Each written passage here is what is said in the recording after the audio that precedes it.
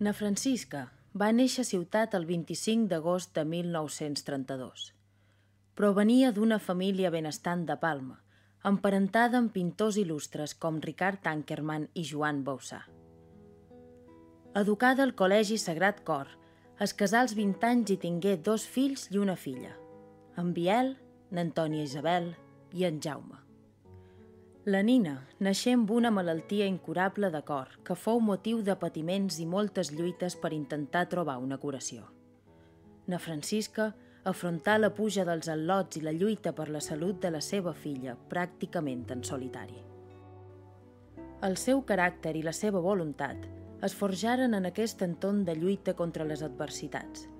El seu tarannà era ple d'optimisme, determinació i disposició d'ajudar els altres. En l'etapa de mare i esposa, mai deixà de formar-se. Llegia filosofia, poesia i mantenia relacions amb persones dels cercles culturals i antifranquistes. Aconseguí separar-se per l'Església, iniciativa insòlita en l'època, i iniciar una nova etapa plena de dificultats. Es guanyava la vida com a professora d'espanyol per a estrangers. Començà a formar-se les idees comunistes en entrar en contacte amb els seus veïns Llúcia i Antoni Llodrà. Arran de l'afusellament del dirigent comunista Julián Grimau el 1963, demana el seu ingrés al partit. Aquest es formalitza en presentar-li Antoni Llodrà a en Guillem Gueà, es mestre, en aquells moments màxim responsable del partit a les Illes. Na Francisca fomentà els contactes amb l'escàs món cultural i polític que se movia per ciutat i participava en els recitals de la Nova Cançó i les aules de poesia i teatre de la Casa Catalana. L'any 1972 és nomenada responsable política del Comitè Provincial del Partit Comunista d'Espanya a les Illes. Sempre apostà per sortir de les pràctiques exclusivament conspiradores de la clandestinitat i afavorir els contactes amb els embrionaris moviments de masses que començaven a fer-se sentir a Mallorca. També reforçà el paper dels organismes unitaris amb altres forces polítiques, com la Mesa Democràtica. Estableix la coordinació interinsular dels comunistes a Menorca i a Eivissa. El 1973, en el debat del manifest programa del partit, aconsegueix introduir que les illes siguin considerades situació específica, ampliant la tradicional visió de l'esquerra espanyola sobre el fet nacional. És nomenada membre del Comitè Central del PCE.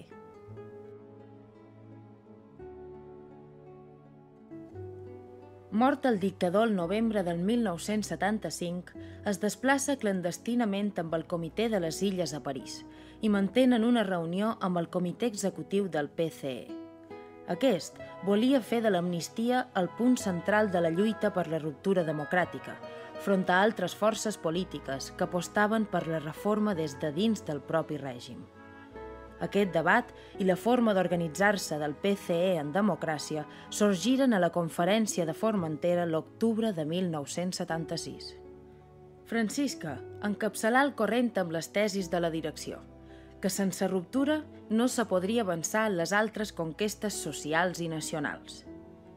Impulsar actes públics amb valentia, com el tancament d'aturats a l'església de Sant Miquel, la manifestació reclamant l'amnistia dels presos polítics, el míting al Teatre Balear amb Ramon Tamames o la Venda del Mundo Obrero al carrer. Fou detinguda per demanar la llibertat d'en Santiago Carrillo i la legalització del Partit Comunista d'Espanya. Aquesta s'aconsegueix l'abril del 1977.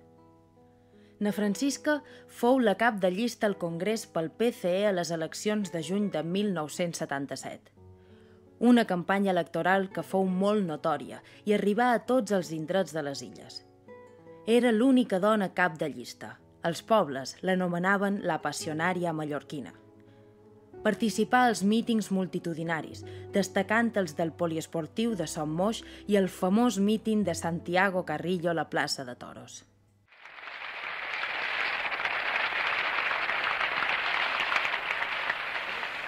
En la nostra llengua maltractada i oprimida per una dictadura centralista.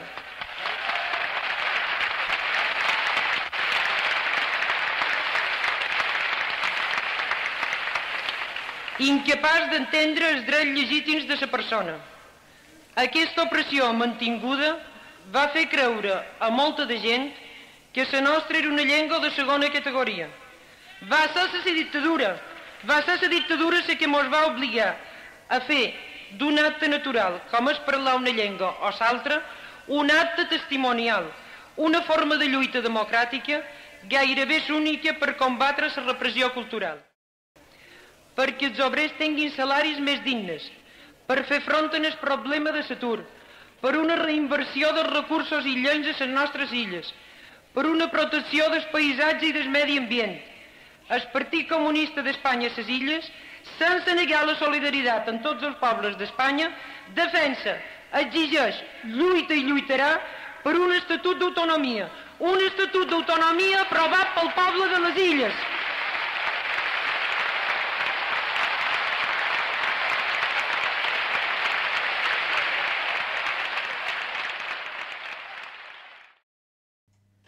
El 29 d'octubre de 1977 participà en la capçalera de la gran manifestació reclamant l'Estatut d'Autonomia.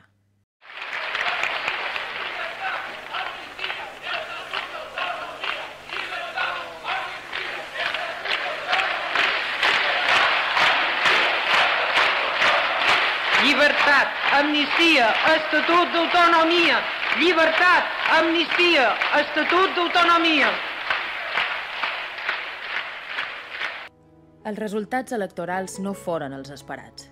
Això obrí una forta crisi al partit a les illes i al conjunt de l'Estat.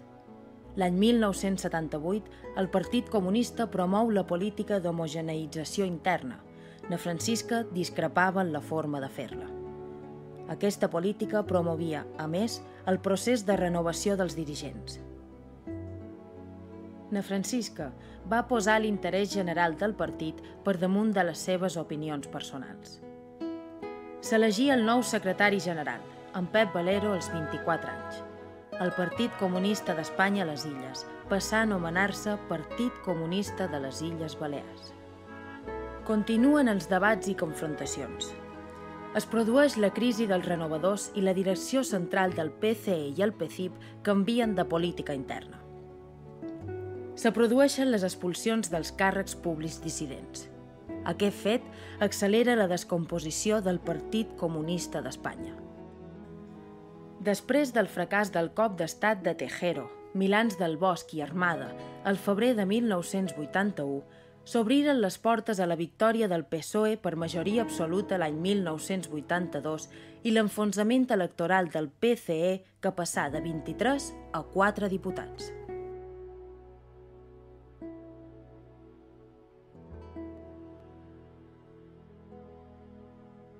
Na Francisca participà en la fundació, el 1984, del Partit dels Comunistes de Balears, organització vinculada al Partido Comunista de los Pueblos d'Espanya que liderava Ignacio Gallego. Exerceix de directora de Nostra Paraula i participa activament en la creació i desenvolupament de l'Ateneu Popular Aurora Picornell. Aquest aconseguí el 1987 que al Molinar hi hagi un carrer dedicat a aquesta dirigent comunista. Passen els anys i Francisca és conscient de l'esgotament del PCB-PCPE. Paral·lelament a la Unió Soviètica comença la perestroika. Na Francisca la veu com una passa necessària, però a la vegada amb recel, amb la por del qui sap com vol començar una cosa, però que no sap com pot acabar. És conscient que cal refer de bell nou el pensament i la pràctica revolucionaris, però no té massa temps per dedicar-s'hi, ja que col·labora en el muntatge d'un negoci del seu fill Jaume.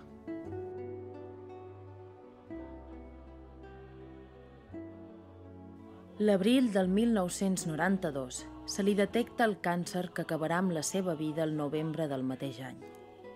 Aquesta malaltia la portà amb l'enteresa, l'humor, la dignitat i la humanitat que sempre anaven amb ella. El seu enterrament fou un acte d'acomiadament humà i polític que comptà amb la presència de molts que la conegueren i la respectaren, així com els seus amics i amigues i tots aquells que l'estimaren.